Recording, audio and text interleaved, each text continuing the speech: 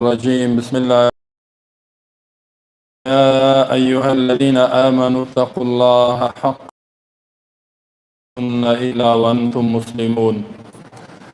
دوستان عزیز، میخواهیم که در ارتباط اسلام، یعنی فهم کامل و درست و واقعی از اسلام، که اسلام واقعی چی بود و از کی شروع شد، به کجا رسید و فعلا در کجا ما و شما قرار داریم. چطور میتونیم که به مو اسلامی که قرآنی که واقعا الله او را نازل کرده و از ما تقاضا داره که بر ما مسئولیت دادگی است، بر ما و شما دستور و فرمان داده و ما را مکلف کرده به کل اسلام چطور عمل کنیم. تا وقتی که فهم کلی و کامل از اسلام نداشته باشه، الله متعال دین اسلام یک دینی است که یعنی دین به معنای قانون، دین به معنای نظام زندگی و قانون زندگی. از آغاز پیدایش انسانیت که الله متعال آدم علیه السلام پیدا کرد، ما و شما میفهمیم و باور داریم که اولین انسان آدم است و او پیامبر بود، پیامبر الله بود. الله متعال بر از او بسیار استعداد داده بود، غیر از این که استعداد فهم دین داده بود برش، استعداد زندگی کردن هم برش داده بود. اولین انسان. از امروز اول الله قانون و نظام بر انسانیت روان کرده است. یعنی بعد از نعمت خلقت و پیدایش که الله متعال پدر ما و شما را اولین انسان خلق کرد، با آغاز پیدایش حتی پیش از او الله گفت که اذ قال ربک للملائکة انی جاعل فی الارض خلیفه. من در روی زمین یک خلیفه را پیدا. خلیفه چه معنا؟ یعنی کسی که دستور مرا، نظام مرا، قانون مرا در زندگیش عملی میکنه. این بسیار برای الله مهم است. رنگ ما و شما، چهره ما و شما، خوراک ما و شما، عیش و عشرت ما، این برای الله مهم نیست. این برای خود ما است. میگه زندگی کنین، اما هر لحظه زندگی ما، خوشی و غم و همه ما باید در تحت نظام الله باشه. خلیفه را الله در سورة صاد بیان کردگی است. خوب عمیق متوجه باشه. میفرماید که یا داوود انا جعلناک خلیفة فی الارض فاحکم بین الناس بالحق ولا تتبع الهوى فیضلک عن سبیل الله. ای داوود، داوود علیه السلام یکی از بنده های بسیار نیک الله بود. نعم العبد، الله میگه نعم العبد داوود، بهترین بنده بود، بسیار عبادت میکرد، بسیار اطاعت میکرد. داوود علیه السلام کسی بود که کل اسلام عملی میکرد، در هر بخش، هم سیاست میکرد، هم زندگی اقتصادی، زندگی اجتماعی، زندگی خانوادگی، زندگی عبادت. عبادتش خو یک روز روزه بود، یک روز افطار میکرد دائم، غیر از رمضان. یک روز روزه و پیامبر میگه بهترین روزه داوود علیه السلام. کسی بتانه زیاد عبادت میکرد. حتی مفسرین و علما میگن که در 24 ساعت یک بار کتاب الله را ختم میکرد. یعنی زبوره که الله برش نازل کرده بود، حافظ بود. این تو قرائت میکرد که این پرنده ها همه چیز برش گوش میداده. بعضی کسا را الله در کم وقت بسیار در عمرش برکت میپرده، در کم وقت زیاد عمل میکنه، زیاد اطاعت و زیاد عبادت، زیاد کارا انجام میده. و در این وقت یعنی یک 12 ساعت یا 13 ساعت در خدمت حکومت و اداره مردم هم، کار اداری را هم پیش میبرد. ولی هیچ وقت از عبادت و کثرت عبادت، زیاد اطاعت خاص هم غافل نمیشد. الله داوود علیه السلام میگه که ما تو را خلیفه تعیین کرده در روی زمین. یعنی خلافت یا خلیفه بسیار یک صفت عمده است. این بسیار یک نعمت کلان است، ولی مسئولیت هم داره. پس چی کار بکو؟ فحکم بین الناس، یعنی حکم کو در بین مردم بالحق. غیر از این خودت عمل میکنی، یعنی حکم مرا، دستور مرا، قانون مرا سر کل مردم نافذ کن. سعی کو پیام اولی است که خودسازی و غیرسازی، خود هم بساز، دیگران را هم بساز. خود هم اصلاح کو، عمل کو به مسئولیتات، در این وقت دیگران هم اصلاح کو و نظام الله را در زندگی دیگه انسان هم تطبیق و نافذ بکن. این میره بسیار مهم است که الله از ما و شما میخواه. این بزرگترین مسئولیت باری خواهشات تنکن. خواهش ما، نظریات انسان بسیار زیاده، مختلف است. زیرا انسان قوی شهوت هم داره، قوی غضب هم داره، شیطان هم به همراهش است. اگر نظریات خود بخواهد عملی کنه مجبور شیطان اونجا است، نظریات شیطان در اونجا عملی کنه. قوی شهوانی شام است که را به بیراه میکشاند، قوی غضب شام است که به بیراه میرود.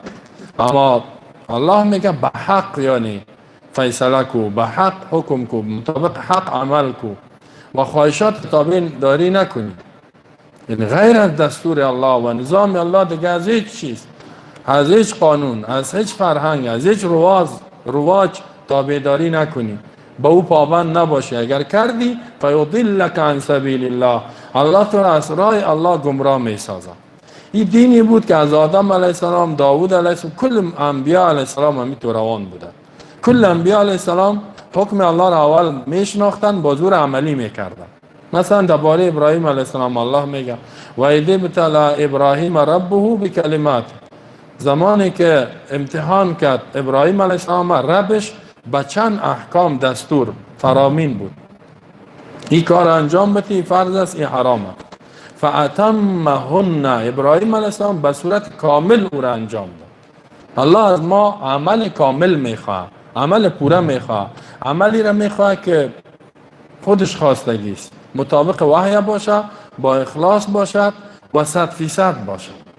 کم عمل از ما نمیخواه، کم خوشم نداره الله متعال.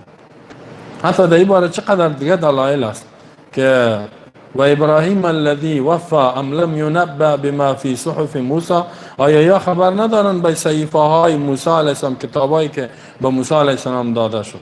و ابراهیم الذی وفا، ابراهیمی که کامل عمل میکرد. هر کسی حکم الله را به صورت کامل عملی کند، الله نمو را انتخاب میکند برای خود و نمو بنده واقعی شد. نعمتهای خدا بینمی تو یک جامعه و می تو انسان ها میته، مثل که الله متعال ابراهیم علیه السلام باز میبینیم که میگه واتخذ الله ابراهیم خلیلا، الله ابراهیم علیه السلام خلیل گرفت. خلیلی که یعنی دوست خاصش. میتو که میشینین این قسم نشینین، خب این قسم ممنوع شدن. در حدیث آمد سعی بشین شما تنپت نشد. اینال سعی کنین که ابراهیم علیه السلام الله میگه امتحانش کرد. ما و شما یعنی زندگی در اسلام از نظر اسلام امتحان است. چی معنا؟ مسئولیت است، مکلفیت است، امر و نهی است، فرامین است، دستورات است. بهترین بنده های الله کسی است که مطابق به دستور الله فرمانش به صورت کامل عمل میکنه، یعنی درست عمل میکنه، 100% عمل میکنه. چه قسم میتونیم که ما به نظام و دستور الله و حکمش کامل عمل کنیم؟ اول علم است، بدون علم نمیشه. باید بفهمیم اول که الله بر ما چی میگه، خالق خدا بشناسیم، ما از کجا آمدیم، برای چی آمدیم، کی ما را پیدا کرده. این را باید بفهمیم که ما خالق داریم، ما آفریننده داریم. به خاطر چی آمدیم؟ به خاطر یک مسئولیت و مکلفیت و ابتلا یا عبادت یا اطاعت، این به این خاطر آمدیم. و پس این زندگی بسیار مختصره، مرگ میاد به زندگی دائمی. مرگت که آمد از این حیات به حیات ابدی میری، از این حیات به حیات دیگه میری، به حیات دائمی میری. این بسیار چیز مهم است. تمام انبیاء علیه السلام که الله متعال روان کرده بود که حکم و دستور و مسئولیت خدا و مکلفیت ها را درک کنند، خالق خدا بشناسند، آفریننده خدا که الله است بشناسند. ایمانیات 6 رکن ایمان در کل ادیان بوده است. ایمان با الله، با وحدانیتش، با ربوبیتش که الله در رب بودنش خالق، رازق، مالک، متصرف، واحد است. در معبود بودنش که در کائنات یک ذات است که عبادت شود و از قانونش اطاعت شود. در اسماء و صفاتش این توحید این بر کل امتهای سابقه و کل انبیا و امتهایش بوده است. بعد از او ایمان به ملائکه بنده خاص الله هستند که به خلقت خاص از نور آفریده شده، نافرمانی الله را نمی کنند، مأموریت دارند، وحی الله را میارند، کارهای دنیا را الله اکثرش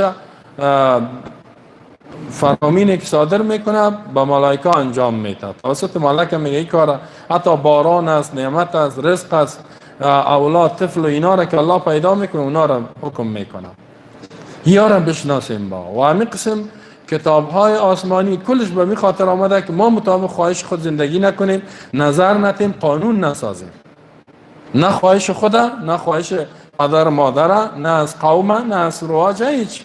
حال بعضی را ببینید خدا عبادت میکنه، افرایت الذی من اتخذ الهه هوا، خواهشات خدا معبود خود جور کرده، خدای خود جور کرده. و اضله الله علی علم، الله میگه با علمی که داره گمراهش کردگی صلی را. بعضی را ببینید پدر مادر خدا و معبود خود جور کرده، بعضی فامیل خدا، فامیلم خفه میشه، فامیلم اینطور میگه، بعضی قوم و اجتماع و جامعه و عنعنات و اینا را مردم ما را اینطور میگه، مردم خفه میشه، مردم ما باید راضی کنیم، مردم سر ما خنده میکنه. این معبودای باطله که متاسفانه در جامعه ما شما وجود داره. اینا سعی کنیم که کتاب های آسمانی چرا آمدن؟ به این خاطر آمده که درک کنی، بفهمی معنایش چی دستور داره و مطابق از او زندگی تا عیار کنی. همه بخشای زندگی تا در تحت کتاب الله، در تحت حکم و دستور از او باشه.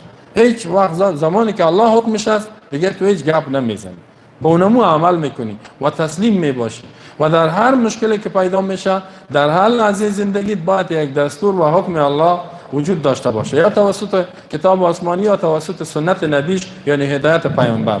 این در کل ادیان این میتو بوده. تمام انبیا را که ببینین امتیاش میگه فتقوا الله و اطیعون، از الله بترسین، یعنی دستور از او عملی کنین و اطیعون از ما اطاعت کنین.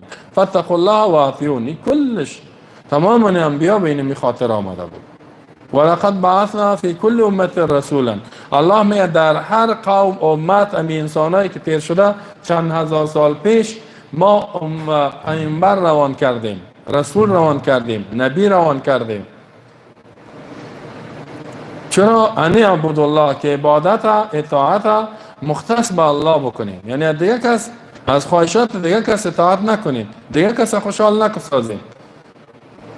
واشتنی با طاغوت، از طاغوت یعنی معبودایی که از الله اطاعت نمی کنن، میخوان قانون خودشان نافذ شود، از او اجتناب کنن.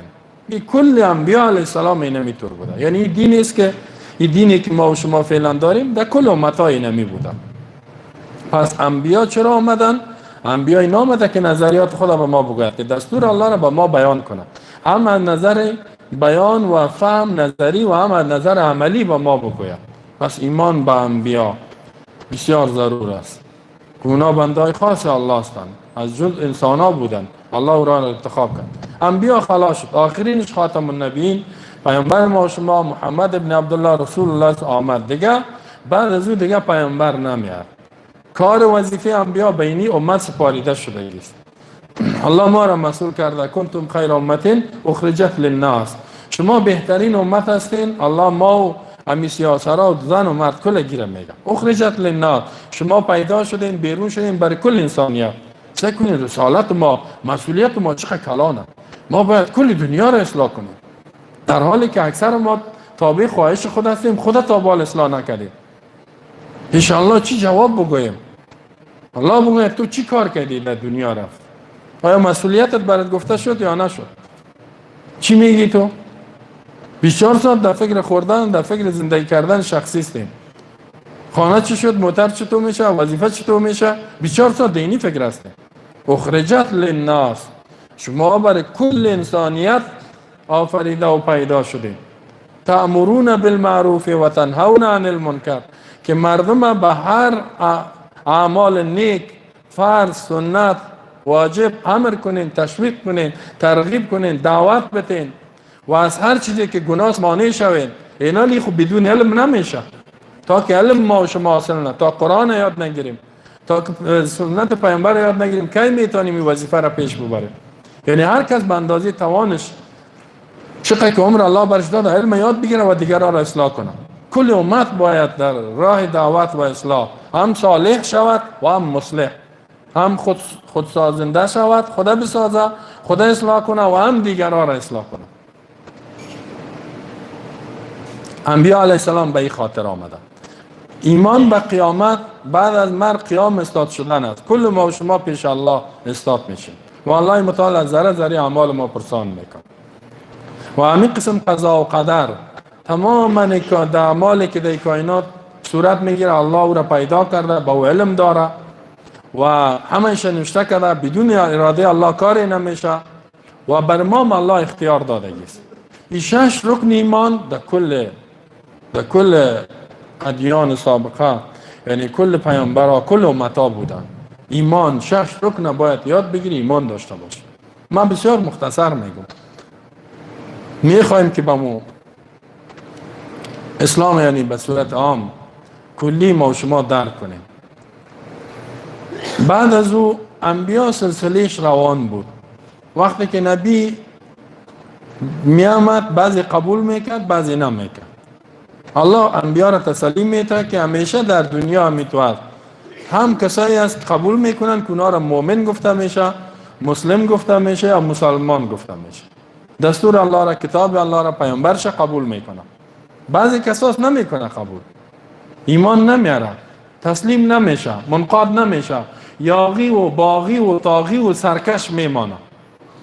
یا باز الله متعال انسانای مجرم میگه، اینا را کافر میگه، اینا را بیدین میگه، اینا را الله ظالم میگه و بر از اینا سر اینا الله غضب است.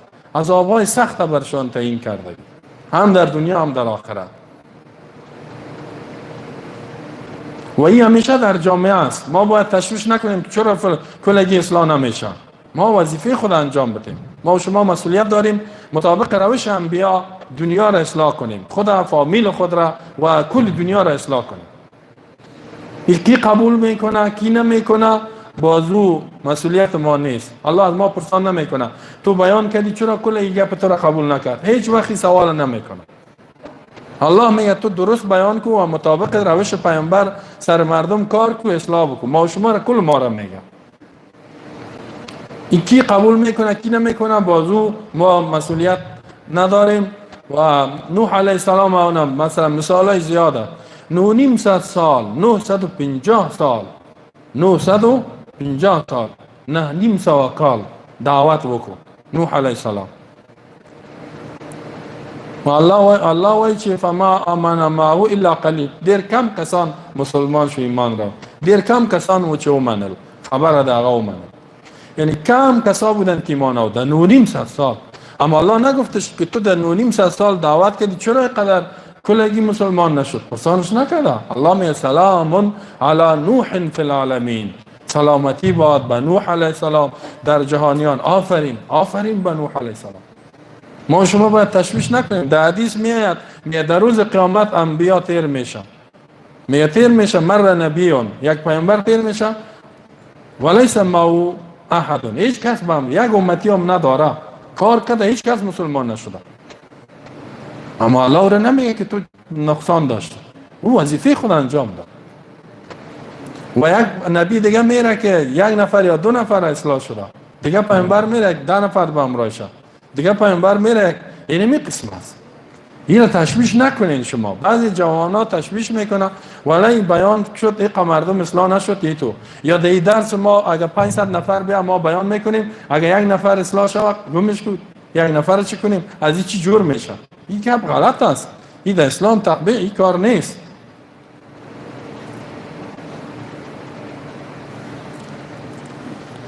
انبیا علیه السلام تمامنش که آمدن امی مسئولیت داشتن که دین الله را، نظام الله را، قانون الله را درست به مردم برسانه. ما میخوایم بسیار ساده بگوییم به خاطر که اینجا سیاسرها هم است، طبقه اونا، زنانه، مادرها و خواهرای ما، اونا که اصلا یک ذره ذهنشان صحیح گپ درک نمیکنن، نمیفهمن تو تا که بسیار ساده برشان نگویی. میخوایم که اونا بفهمن، کلگی بفهمن و هر کسی که اینجا حال نشر میشه، هر کسی بی سواد هم است گپ درک کنه. مسئولیت ما چیست؟ ما به خاطر چی پیدا شدیم؟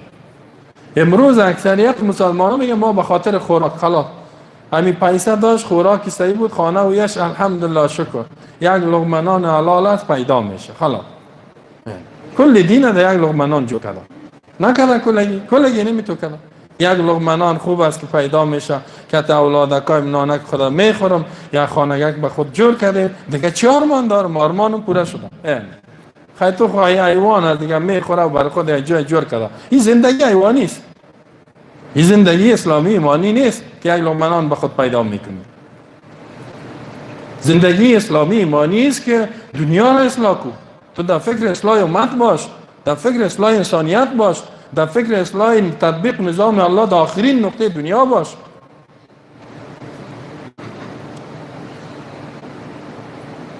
بعضی زنای پیچه سفید بگوی خود تو چطور شد؟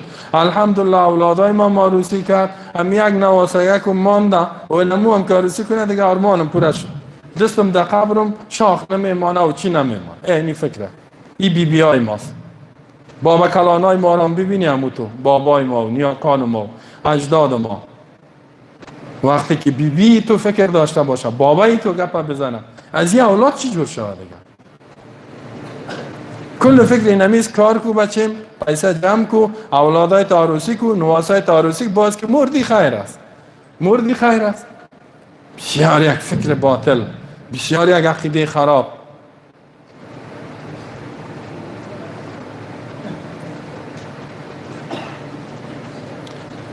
حیران میمانی که چقدر مردم ما و شما از علم از دین فاصله داره، چقدر دین فاصله داره، چقدر از قرآن دور است، چقدر رب خدا، چقدر خالق خدا نشناختن، وظیفه خدا نشناختن، تا بال نفهمیدن که اینا برای چی پیدا شده گیستن.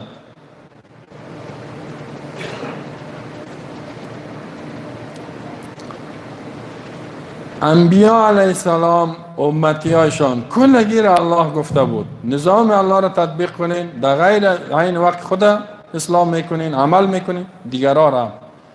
الله میگه که قرآن که بخوانین میگه ما از هر امت میگه یک جماعت را پیدا کرده بودیم که حکم میکنن با وحی و بهی یعدلون و من قوم موسی امت یهدون بالحق و بهی یعدلون. از قوم موسی علیه السلام یک جماعتی بود که یهدون بالحق، مردم هدایت میکردن، مردم راهنمایی میکردن، مردم اسلام میکردن به حق و وحی و بهی یعدلون و به می عدالت میکردن. در هر امت همینطور بوده است.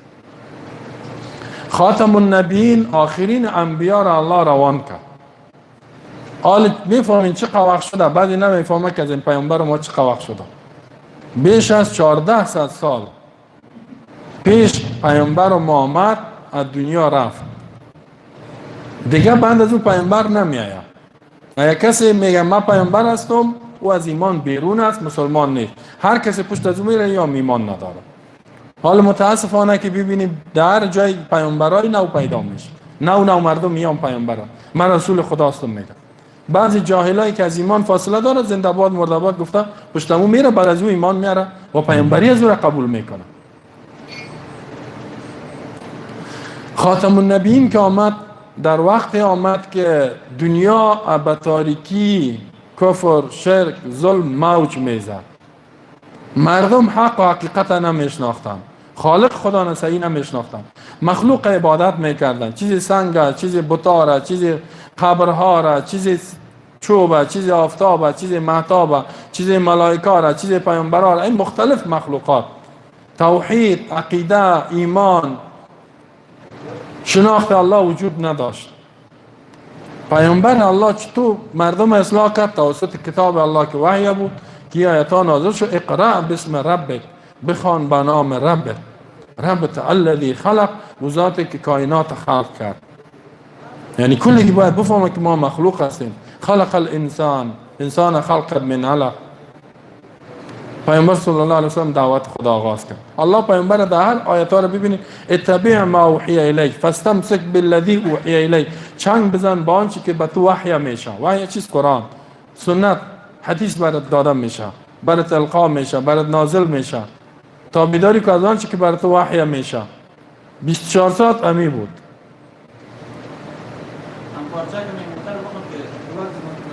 که بیا خودت در وقت بیان کن بازی. حال ما اینجا اعلانات اینجا خوب که اعلان خونه این مجد هست اونجا برو. حال در کل اینجا چی نشت است ما اینا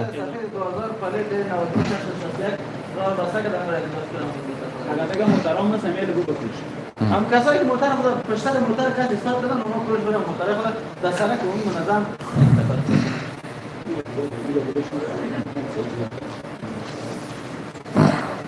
در بیان که است بسیار شیطان هم وسوسه میکنه. خب وقتی که میخوای به یک چیز متصل حرکت کنی میای میتو یک میزنه سیستم خراب و این فکر بسیار خراب میکنه.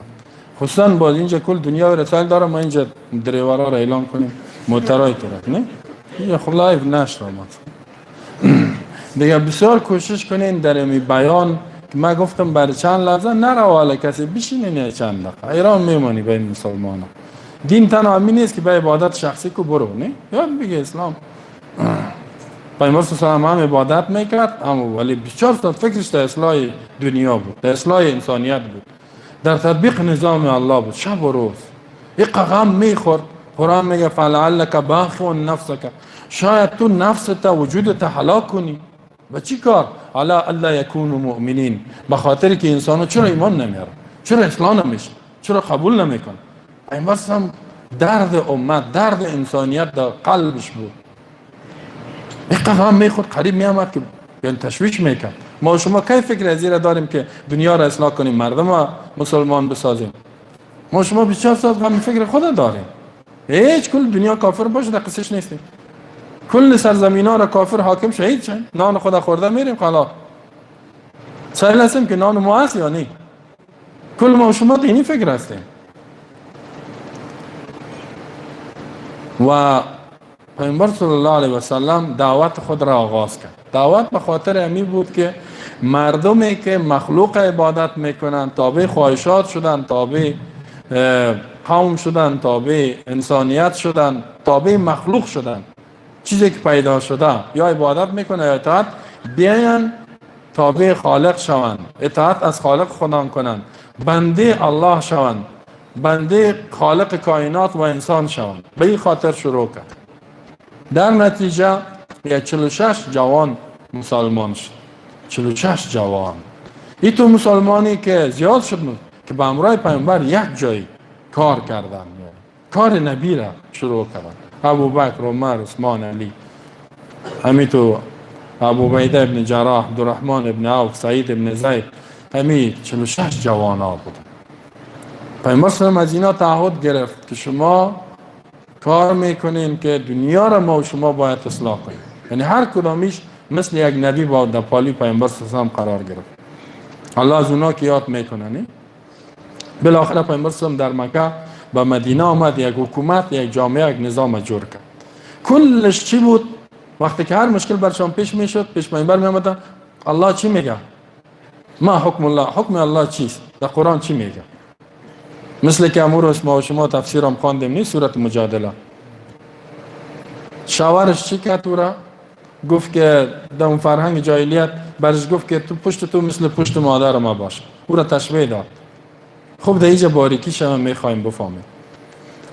وقتی که ایگه پزد در او وقتی بود کسی که به محارمش خانمش تشبیه میداد، او سرش حرام ابدی بود. گفت الله چی میگه؟ سعی که او را میگه الله چی میگه در این مرتبه؟ در این باره الله چی حکم نازل کرده؟ او گفت که الله در این باره چیزی حکم نیست دیگه، اونم مسابقه در این باره نازل نکرده. چرا نازل نکرده؟ گفت چرا قرآن آیت در این باره وجود نداره؟ در دیگه کلی گپا گفت آیت هاست اینی ما شنیدیم، در اینجا چرا نیست؟ پیامبر صلی الله علیه و میگفت او بحث میکرده. گفت من دیگه باره من چیزی نیست. عایشه رضی الله عنها میگه من در پشت خانه پیامبر در داخل خانه بودم، در کنج خانه. میگه این خانم گریان میکرد، مشکل ما باید حل شه، الله باید نه. واسه کنین میرفتن پرسام هر مشکل قرآن چی میگه، پیامبر چی میگه، دیگه چیز نبود. مولوی چی میگه، فلانا مذهب چی میگه، قماندان چی میگه، این گپا نبود. روات چی میگه، عنعنات چی میگه، مردم چی میگه. حالا کلش اینی هست نه؟ مردم چی میگه، مولوی صاحب چی میگه، مذهب چی میگه، فلانا امام چی میگه. دین این قسم مال خراب شده. هیچ کس نمیگه که الله چی میگه، قرآن چی میگه، پیامبر چی میگه. اکثر ببینی گپ پرسان نمیکنه. حتی میز گرد جور میکنن تو به نظر من، به نظر من، به نظر من تو شو، به نظر من تو شو، به نظر من. هر کس نظر خدای خود جور کرده. گفت که الله چی حکم صادر میکنه. چیش تا بود؟ عایشه رضی الله عنها میگه جای خود نخیز که الله آیت نازل کرد قد سمع الله قول التي تجادلك في زوجها و تشتکی الى الله. بدون شک الله شنید سخن او خانه میره. تجادلک فی زوجها که درباره شوهرش با تو بحث میکنه. و تشتکی الی الله، شکایت خود به الله میکنه. یعنی سعی کنی ای تو ایمان بود، خانم بود، یک زن بود، میفهمید که اسلام اون چیزی که قرآن میگه. حالی زنا را میگه قرآن ای تو میگه قربان کتاب شام. کی عمل کرده به این؟ نگو مردم بار خنده میکنه. مردم این زنای فعلی را میبینی چقدر که باید پیچه سفید عمر زیاد است، همان قدر از اسلام فاصله داره. گپی میزنه او تو زنها بود، ایمان آورده بود دیگه، ذهنشان صاف بود، ذهنشان پاک بود با وحی الهی. والله یسمع تحاورکم، الله میشنود آواز شما را. الله میگه شنید چی بحث کردین. ان الله سمیع بصیر. الله حکم بیان کرد. چقدر دین پاک، چقدر صاف. یک چشمه که در سرش میری گلاس آب پاک صفا، وحی خالی، فقط دستور الله است. این می دین است. می دین در دوران پیامبر. حتی دیگه مثالش در حدیث بخاری میاد که یک کسی اولادش مزدور بود در یک جای، که خانم یک کسی خیانت کرد و گفتن 100 دانه گوسفند بده. یا آمد گفت که اون شدو که بالله، پدرش پیامبر میگه این مثال یک مرد، من تو را قسم میتونم به الله لاقضین بیننا بکتاب الله، فیصله کو در بین ما کتاب الله چی میگه. این وحیه. مردم هم میگن بین به طرف وحی. هیچ دین بسیار در این وقت حقیقت دین گم شده است. پیامبر صلی الله میگه والذی نفسی بیده لاقضین بینکم بکتاب الله، قسم به ذاتی که نفس ما در دست از اوست، من فیصله با کتاب. پیامبر نمیگه نظر خودت بگو، کتاب الله. بعد از او برش میگه که اینی حکم است.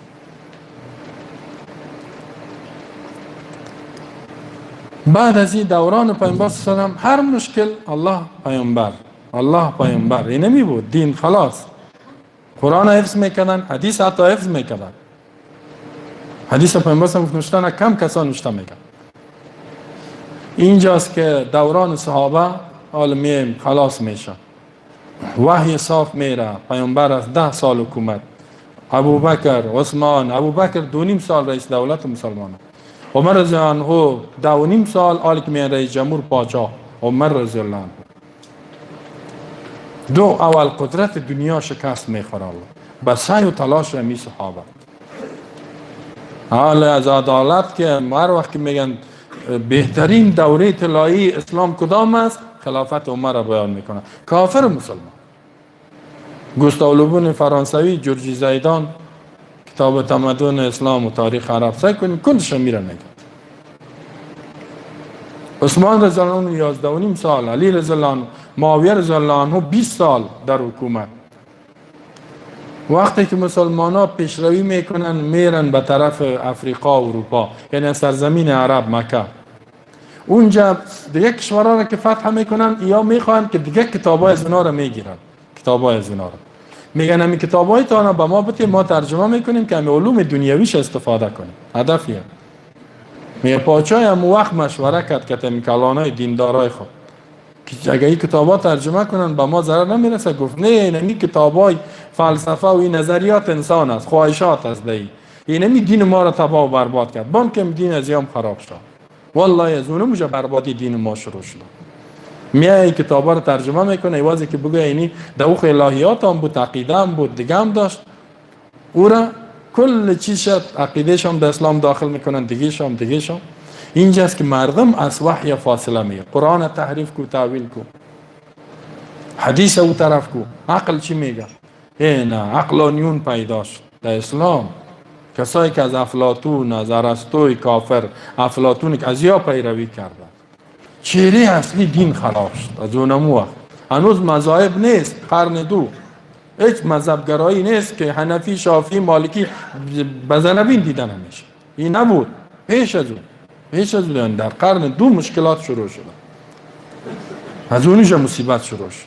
حالا که شما میگم برین از بالا بخوانین که بیاین سعی کنین چی شد، باز میفهمی چی است. نظریات از الله به کلیات علم داره، به جزئیات نداره. در صفات الله یاد داره و نه اگر دست بگوییم اینا دست خود جسم ثابت میشه، مکان نداره، جسم نداره، دست نداره، چشم نداره، سمی نیست، بصیر نیست. کل صفات الله، اکثریت صفات الله را انکار کرده. عقیده، احکام بان، قانون بان، عقیده را بسیار خرابی شد، تباهی شد.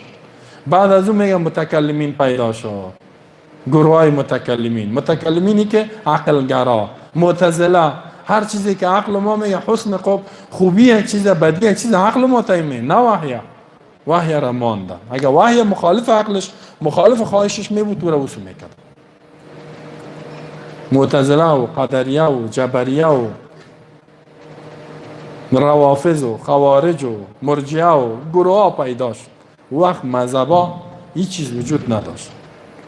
بعد از اون ماتوریدیه و اشاعره و اینمیال اکثریت مسلمان ها را که بگوید تو چیستی یا ماتوریدیستی یا اشعری. الله متعال صحابه را به دستا و به زبان و به هدایات و در زیر تربیه پیامبر اونا را کلام ساخت.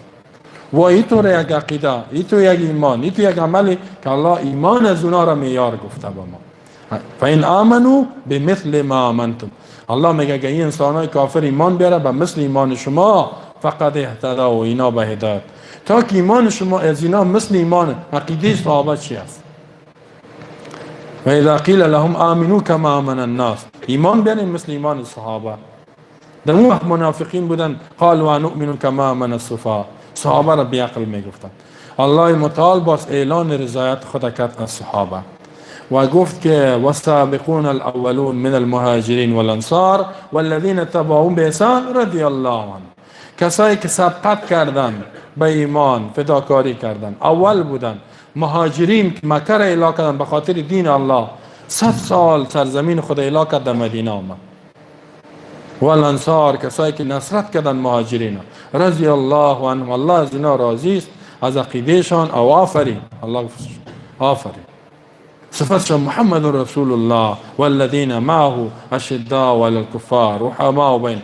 صحابه را صفت میکنه، تراهم رکعا سجدا یبتغون فضلا من الله.